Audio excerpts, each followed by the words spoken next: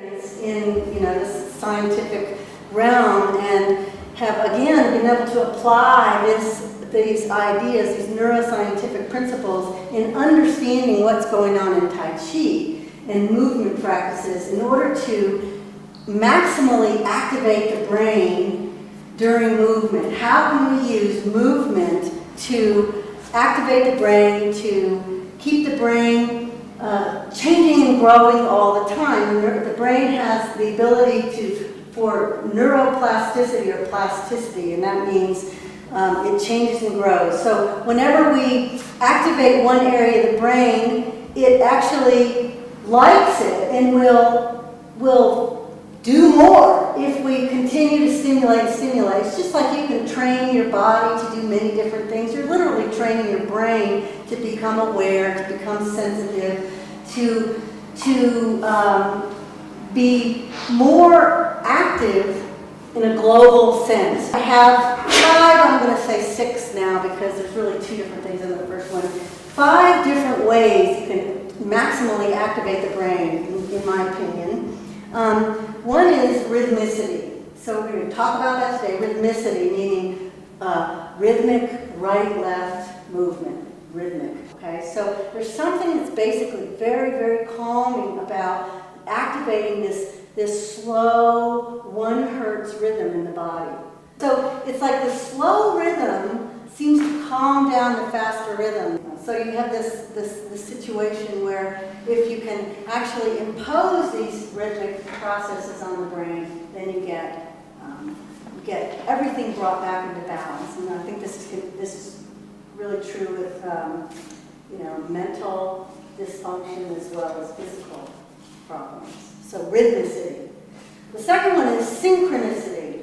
And I just read an article last night. There's 2 ways of thinking about synchronicity. Synchronicity in a movement sense would be synchronizing the right and left side of the body, synchronizing the hand and foot on one whole side of the body, synchronizing what's going on across and up and down, left and right? So I'll show you this exercise later on. You see, this is pretty synchronized. Even though one is yin, one is yang, it's still perfectly balanced around this center core line, and I'll show you some of that. So synchronizing whole sides of the body, whole units, and plus what we would say is yin-yang in Tai Chi, which is sort of opposing muscle groups or opposing forces in the body. We're actually maximally activating the whole brain to be moving at the same, using everything, working all at the same time, but not in disharmony with each other, right? So I'm synchronizing my whole body to be in harmony with itself and therefore not fighting against itself. Number 3, so left-right, balanced left-right activity. They call this bilateral activity. Bilateral, in a general sense, in the scientific world or in the physical therapy world, they think of bilateral as you hold the paper down with one hand and you write with the other. Okay, that's a bilateral activity. But in Tai Chi, we have a lot of bilateral where the hands and legs and feet are doing a little bit different activities, but these are, again, super synchronized in Tai Chi and Qigong. So this sort of activity is a really super bilateral activity, right? Does that look bilateral to you now? I'm doing exactly the opposite with one side as I'm doing with the other side almost, right? And the 2 sides are integrated and acting together. Okay, so balanced left-right activity I think is really important for activating the brain maximally. So that was 3. 4. The 4th one is to use multiple sensory input, okay? For example, we want to, if I want to, like I said with this earlier study, you notice all these are almost the same, but they're quite a little bit different. If I want to maximally stimulate the brain, I want to feel my feet, feel the joints. I want to feel the gravity, I want to feel the stretch on the muscles, feel the stretch on the tendons, feel the relaxation in the muscles, right? feel what's going on in the skin, whether it feels cool or hot, or whether you can feel a slight breeze, anything like that I can maximally stimulate all the senses at one time. This will maximally, again, integrate processes in the brain, synchronize neural activity, and learning increases tremendously. Does that make sense?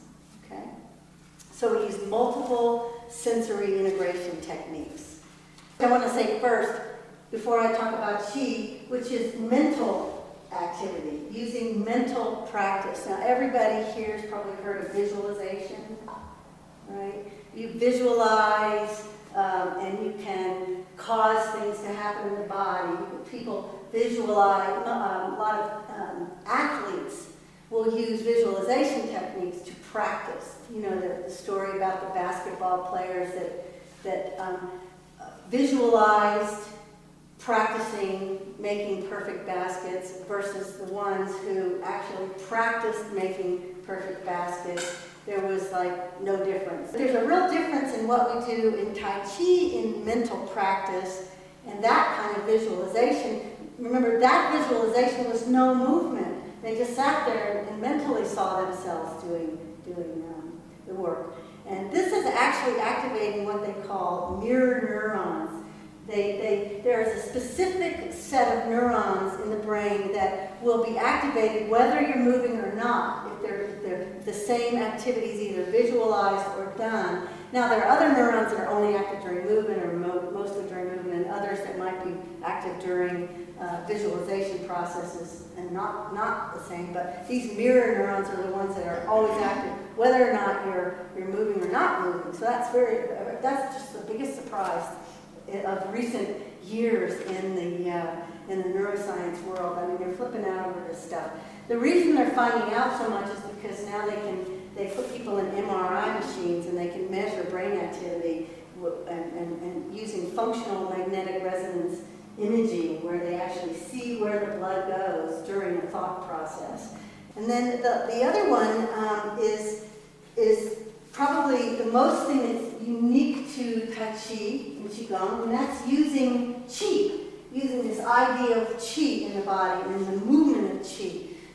The mental practice is actually a thought of a movement internally, which is attached to this idea of Qi. So if I, in my mind, think I have water flowing in my body, right? And it moves inside my body, and I let my body move with it, that's a whole nother level of mental practice.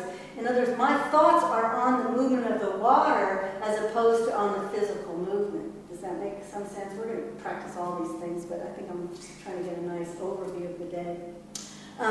So it's a huge difference between thinking and practicing without movement and thinking and practicing something else moving in your body, which causes your body to move. And that's the whole ball game of Tai Chi, is to actually bring those two things together. The more I practice moving Qi, the more I relax my body and let it follow the Qi, the higher level Tai Chi practitioner I am. The more Gung Fu I have.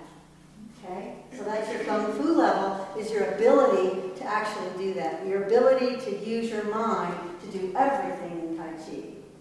Okay? And at the highest level that I'm experiencing now, my mind is not even in my body anymore, it's out here in this space. And it's seeing this movement, and the movement travels around like this in gravity. It's sort of like a donut. One edge of the donut, it's like torquing, turning. Does that make sense? Okay, so what were the 6 things I mentioned? Rhythmicity, thank you. Synchronicity. Anybody else jump in? Bilateral, right? Qi, right? 2 more. Mental practice. Visualization. That's the mental practice. And the last one, engaging multiple sensory systems, including Qi, including the feeling of Qi.